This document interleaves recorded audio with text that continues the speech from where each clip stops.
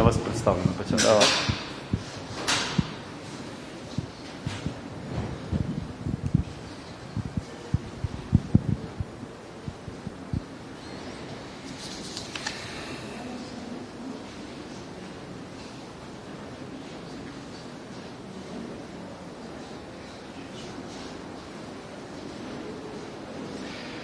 Доброго вечора всім. Спільна прес-конференція міністра закордонних справ України Дмитра Кулеби та державної секретарки у закордонних справах і справах співдружності націй та розвитку Великої Британії Ліз Трасс. Пане міністре, вас до слова. Я надзвичайно радий вітати в Києві сьогодні свою британську колегу Ліз Трасс. You can put it on so you can hear the translation. And I will start from the very beginning.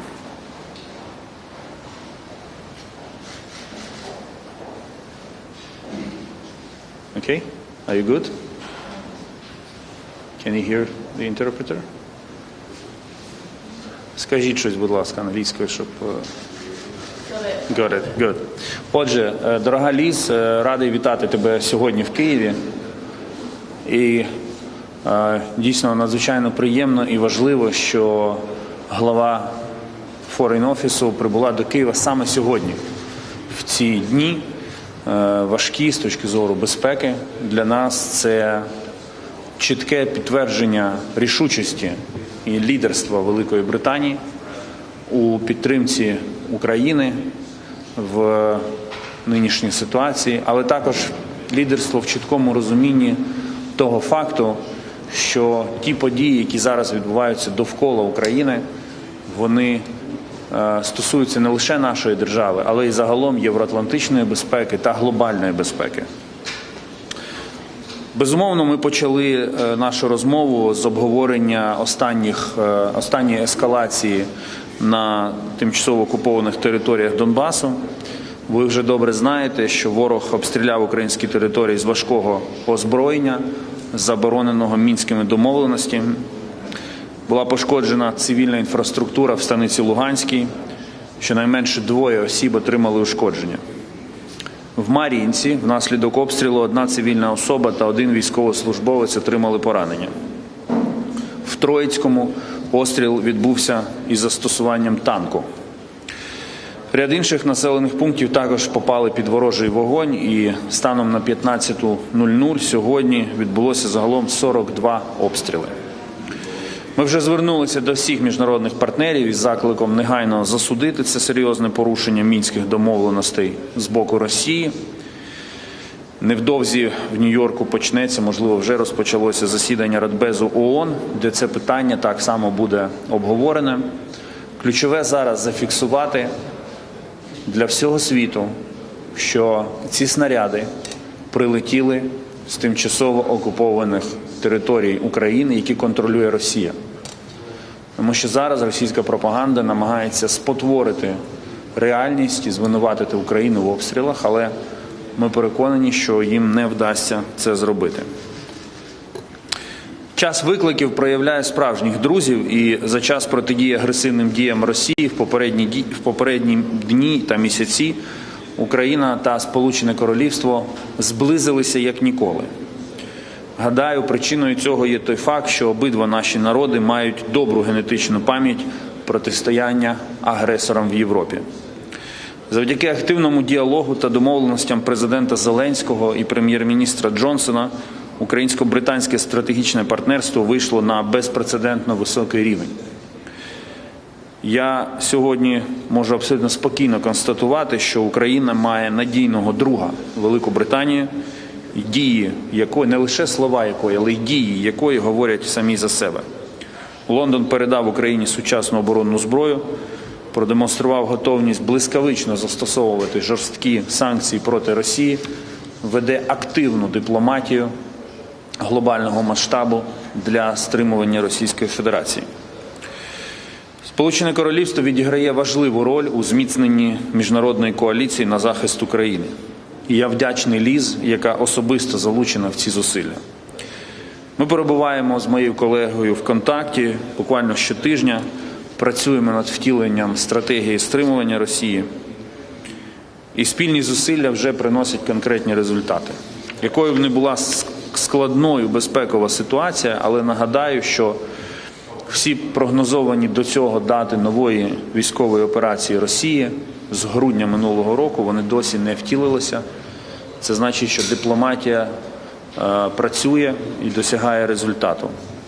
Ми ніколи не можемо говорити про те, що буде завтра, але ми точно знаємо, що сьогодні ми докладемо всіх зусиль для того, щоб зберігався мир і Росія здійснила деескалацію і врегулювання конфлікту відбулося дипломатичним шляхом. Ми досягнули цього результату не тому, що Росія не хоче нападати, а тому, що працює дипломатія. І сьогодні Україна має найвищу міжнародну підтримку, ніж будь-коли в історії. Ми також маємо потужну та боєздатну армію, зокрема, завдяки підтримці наших партнерів і Великої Британії. Сьогодні ми обговорили з ЛІС, що ще Велика Британія може зробити для зміцнення нашої обороноздатності. Ми активно працюємо з усіма партнерами, в тому числі з Францією і Німеччиною, як посередниками у нормандському форматі, для того, щоб врегулювати конфлікт мирним шляхом. Ми надзвичайно вдячні Лондону за його принципову активну позицію в цьому процесі і за те, що він твердо і переконливо стоїть на захисті тих принципів, які захищає Україна в цьому конфлікті. Я усіляко вітаю активні дипломатичні зусилля Великої Британії, спрямовані на активізацію процесу мирного врегулювання. Але окрім нашого двостороннього порядку денного, сьогодні ми також маємо честь і приємність повідомити про започаткування Україною, Великою Британією та Польщею нового тристороннього формату співпраці. На жаль, з логістичних причин ми не можемо зробити це втрьох, і тут би мав стояти ще Збігнєв Рау, наш польський колега, але дистанційно він з нами, і ми оголошуємо саме про започаткування цього тристороннього українсько-польсько-британського формату. Вже невдовзі на офіційних сайтах наших зовнішньополітичних відомств з'явиться відповідна спільна заява трьох міністрів закордонних справ. У ній йдеться, зокрема, про те, що Велика Британія та Польща стоятимуть пліч-опліч з українським народом у зусиллях із захисту суверенітету та територіальної цілісності України в межах міжнародно визнаних кордонів. Польща та Велика Британія допомагатимуть нам обороняти нашу державу.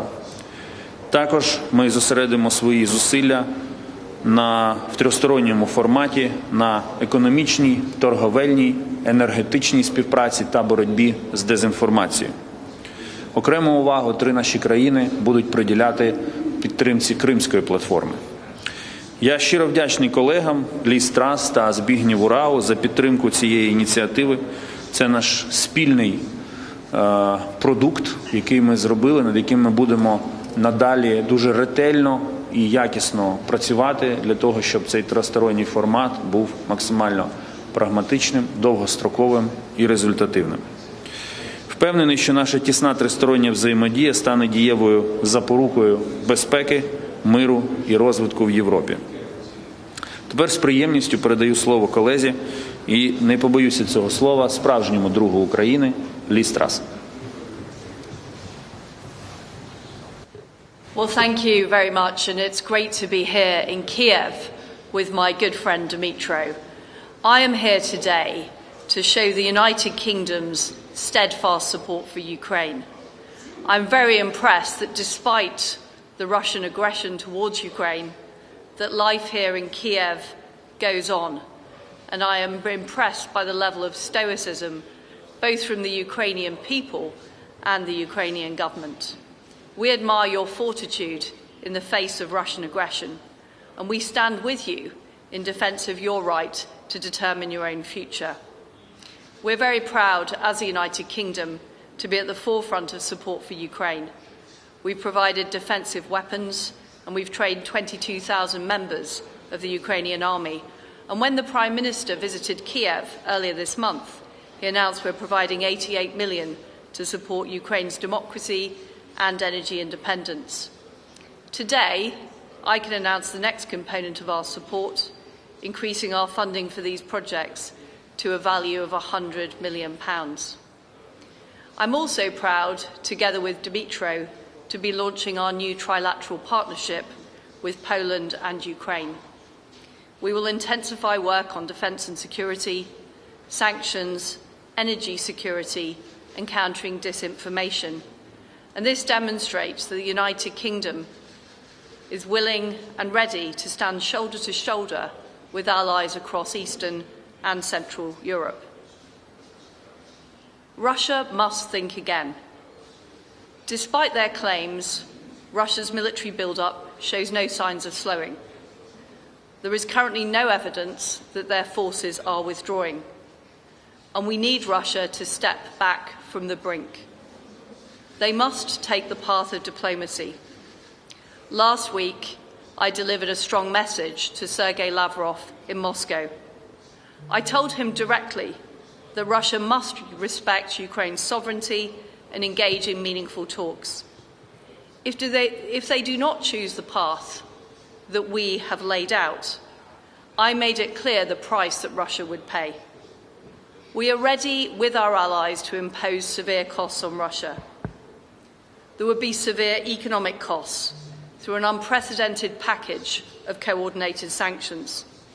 The United States have been clear that Nord Stream 2 would not go ahead, and Russia would risk creating a prolonged and drawn-out war with a terrible toll which would be borne by the Russian people.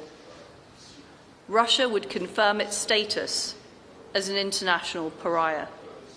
Instead, I urge the Kremlin once again to de-escalate and to choose diplomacy. In the Revolution of Dignity, the Ukrainian people were clear about the future they want. They chose freedom. And we will show the free world is prepared to stand up and support you in that choice. Together, we can turn the tide on Russian aggression, and we can build a more secure future for all of us right across Europe. Thank you. And the first one goes to Deborah from Sky News. Thank you very much. Foreign Secretary, you've warned that Russia could draw out this crisis with Ukraine for months, yet today we've seen a spike in violence in the east and concerns about the potential for escalation.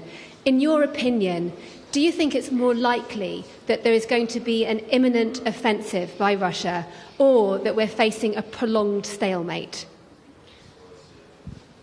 Well, there is, of course, a significant chance that there could be offensive action by Russia. If not, why are there 100,000 troops on the border with Ukraine? But Russia can still take the path of diplomacy. They can de-escalate, they can move their troops away from the border. And I believe that's in the interests of European security, but it's also in Russia's interests. We will take one from the Ukrainian media now. Телеканал Дом, давайте ви включайтеся, ставте питання.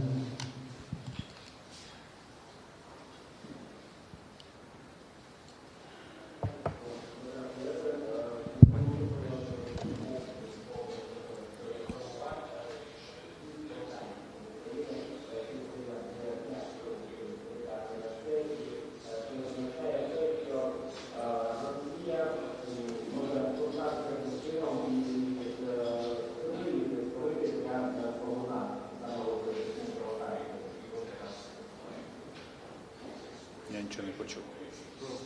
Можливі провокації Росії для наступу, для нової військової операції? Чи вони можливі? Ну, з 2014 року ми вже бачили все. Провокації, безпідставні обвинувачення, спотворення реальності, метою яких було завжди покласти відповідальність за загострення на Україну і знайти виправдання для Росії та надати їй додаткові приводи для ескалації. Саме тому ми ведемо дуже швидку, ретельну і якісну роботу з усім світом для того, щоб будь-які спроби Росії спотворити реальність, вони були безуспішними. І, безумовно, ми маємо бути готовими до будь-якого сценарію розвитку подій. І всі останні тижні і місяці президент, уряд, парламент, Міністерство закордонних справ, ми працювали над тим, щоб підготувати Україну до будь-якого сценарію. Нам в це вдалося. Я можу ще раз підтвердити, що Україна зараз перебуває в сильній позиції. Росія буде намагатися створити різні ситуації, щоб покласти на нас відповідальність, але ми дуже чітко готові до будь-якого сценарію. Foreign Secretary, do you want to? We have been warning about the likelihood of a false flag operation, and that is what we are seeing taking place. And we are very clear, the aggressor in this situation is Russia. We will continue to call out false flag operations, we will continue to call out their cyber attacks and their attempts to undermine Ukraine, which is a democratic sovereign country, which Russia agreed to respect in various agreements, including the Budapest 1994 memorandum. Thank you. I know that there are a lot of media who want to ask questions, but we don't have time, unfortunately. I just want to say before we finish that there will be a separate speech by Foreign Secretary after we finish this broadcast in a few moments, so keep with us and watch this speech, please. And thank you all. We finished the press conference at this. While I not be present during your speech, I have full trust in Liz Truss. Thank you. Wait for a few moments before Very good. is ready, and I will let you know.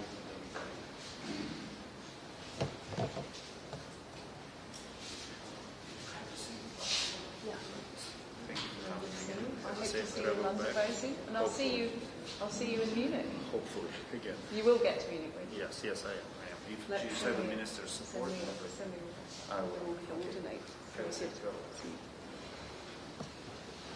Just a few moments before we are ready to relaunch the broadcast.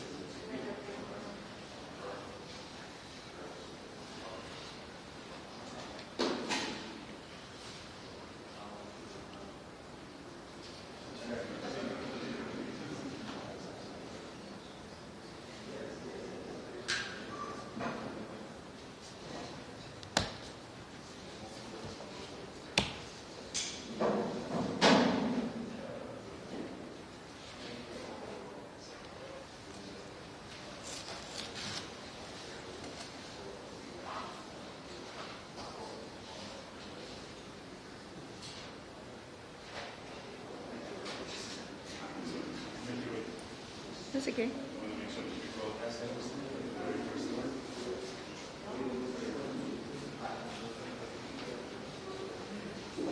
We're just waiting for the broadcast to come page.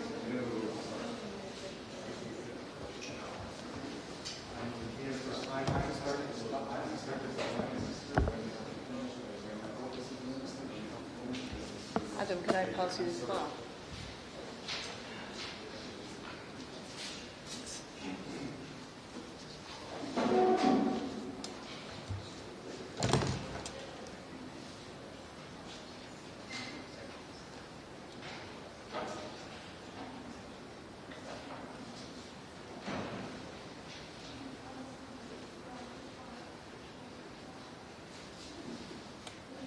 I'm waiting for a person to say we're ready. Very good. Sorry. It's okay.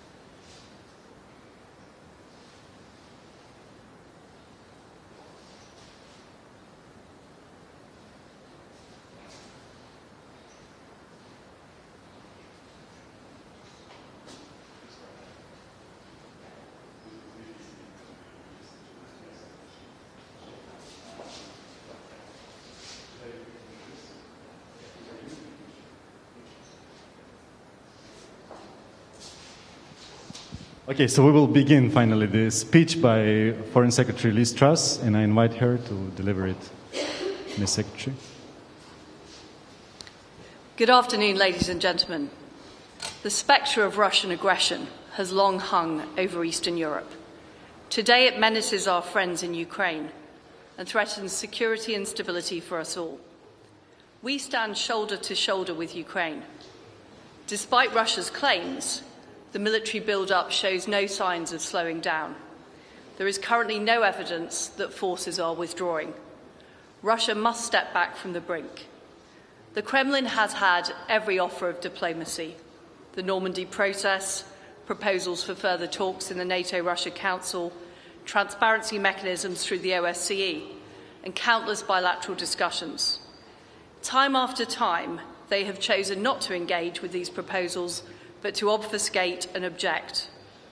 When President Putin spoke at the Munich Security Conference 15 years ago, he said that NATO expansion represents a serious provocation.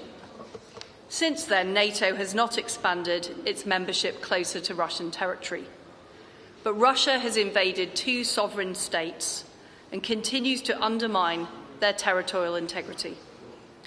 Russia faces no threat from NATO or Ukraine, but accommodating illegitimate Russian concerns would not make their threats disappear. Instead, Russia would be emboldened. Bullies only respond to strength. I urge Russia to take the path of diplomacy. We are ready to talk. We can talk at the UN as fellow members of the P5, at the OSCE, at the NATO-Russia Council, and Russia can talk bilaterally with the United States as well as with other NATO allies. I say to Russia, now is the time to de-escalate and choose diplomacy. But we are very clear. If they decide to continue down the path of aggression, there will be massive consequences, bringing Russia severe economic costs and pariah status. For years now, Russia has been building its capabilities, violating its commitments, and probing our weaknesses. The West needs to wise up. We need to work together to discredit their arguments in public. We should use our intelligence strategically to challenge their narrative, as we did last month, exposing the Kremlin's plans to install a pro-Russian leader in Kiev and exposing their military build-up on the border. And we should take on falsehoods, like Russia's claims that the 2014 Revolution of Dignity was a coup d'etat, or when they talk about the indivisibility of security, as if it means that security is a zero-sum game. Russia argues that increasing one state's security can only come at the expense of another's, and with this perverse philosophy, they falsely claim that countries on Russia's borders should not be able to defend themselves or join defensive alliances like NATO. I challenged Foreign Minister Lavrov on this in Moscow last week. The commitment to indivisibility of security runs through the Helsinki Accords and the OSCE summits in Istanbul and Astana, and it means the precise opposite of what Russia claims. It's actually a message of mutual dependence, that our security is inseparable and that a threat to one imperils the security of all. Russia claims that it's being threatened. But what is the real threat? It's not NATO's defensive alliance. The real threat is more than 100,000 battle-ready troops massed on the border of this sovereign state. Russia thinks NATO shouldn't expand. The truth is that countries want to join NATO. People want insurance, and they see safety in numbers. And this is only accelerated by Russia's belligerence. Their aggression is driving NATO to strengthen its resolve. It turns the people of Ukraine and others against Russia, and it forces customers of Russian gas to question the reliability of their supplier. Russia's aggression is not just targeted at Ukraine. Their campaign of hybrid warfare across Europe has brought cyber attacks, attempts to undermine elections, and the use of chemical and radiological weapons on the streets of London and Salisbury. They are supporting destabilising mercenaries across Africa. They've chipped away at the architecture that makes us all more secure. I mean everything from developing missiles in violation of the Intermediate Range Nuclear Forces Treaty to breaking the commitments they made to Ukraine in Helsinki, Budapest and Minsk. And now they've deployed their new generation of intermediate-range missiles which can launch nuclear and conventional warheads. This is one of the most destabilising developments of the last decade. We will be strong and we will act together. And even if Russia pulls back from the Ukrainian border, the problem will have not gone away. The free world needs to draw a line under a decade of drift. That means investing in defence and deterrence and pressing on with NATO's rapid modernisation. If we hang back, that would only embolden the bullies in their campaign against sovereignty and the right to self-determination. This is a litmus test for the West. We must stand up and defuse Russian aggression now, because if we don't, it will embolden not only the Kremlin, but aggressors, authoritarians and autocrats right around the world. What matters here in Eastern Europe matters for the world, and it matters for the future. We have a duty to make sure that the next 10 years are better than the last. And of course, threats exist far beyond the Euro-Atlantic region. Our security is also indivisible from what is going on in the Asia-Pacific. Beijing is increasing its assertiveness and expanding its armed forces at breakneck speed.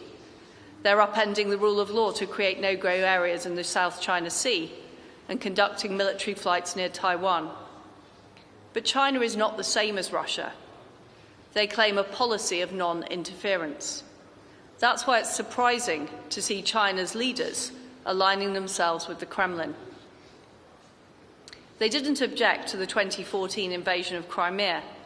They now talk about who should or shouldn't be able to join NATO. And last month they joined Russia in resisting a Security Council discussion on Ukraine. If China wants to be seen as a responsible global actor, they should be doing everything possible to ensure that Russia steps back.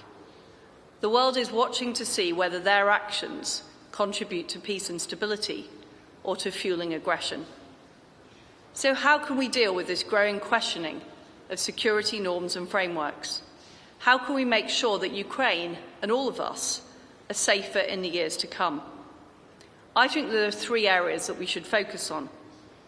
Firstly, alongside deterrence, we must recommit to arms control. Much of the architecture we have now arose in the 1990s. It reflects what Mrs. Thatcher called yesterday's vision of the future. In the 21st century, we need to take account of new technologies and take a more global approach. We call on Russia and China to work with us on agreements that will keep our citizens safe. In the long run, we can't have a situation where the United States is limited through arms control agreements, but others can act unconstrained. We have to strengthen accountability for breaches of agreements, calling out non-compliance as we have in the abhorrent use of chemical weapons by Russia and Syria. And we must improve transparency and trust-building measures. We need to act together on nuclear disarmament, where the UK has long taken a lead. We made a historic affirmation last month, together with the rest of the P5. We committed to the Reagan-Gorbachev pledge that a nuclear war could not be won and should not be fought. We must build on that and put in place concrete measures to reduce the risk of nuclear war. And with that in mind, we must redouble our shared efforts to stop Iran's nuclear programme. Secondly, we need to manage those areas where the rules are weakest or where clashes and escalation are most likely to break out. Namely space, cyberspace, the information space and the high seas. Ukrainians know all too well how damaging cyber attacks and disinformation can be. And that's why the UK is working with our partners to set standards in these areas, including the use of new technology. That's why we're leading work in the UN to broker an international consensus on responsible behaviour towards space.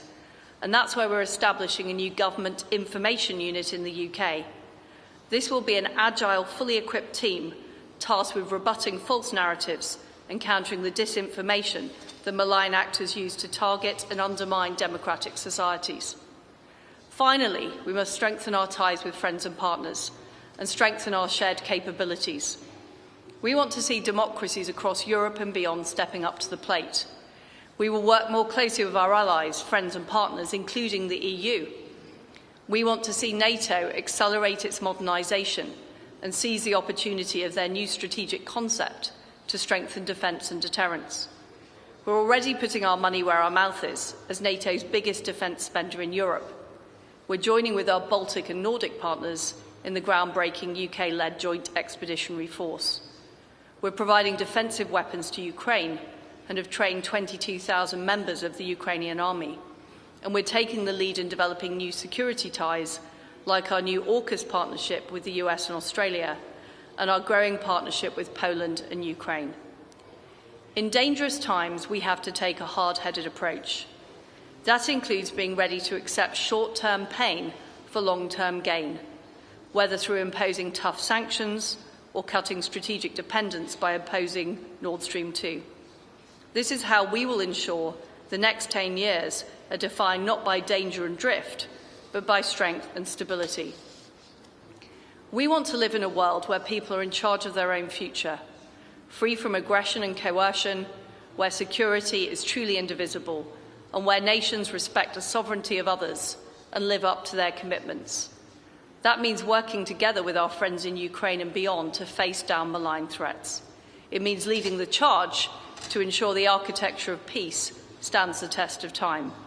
And it means making the hard choices to keep our people safe and build a better, more secure future for all of us. That is our mission, and together we can make that happen. Thank you.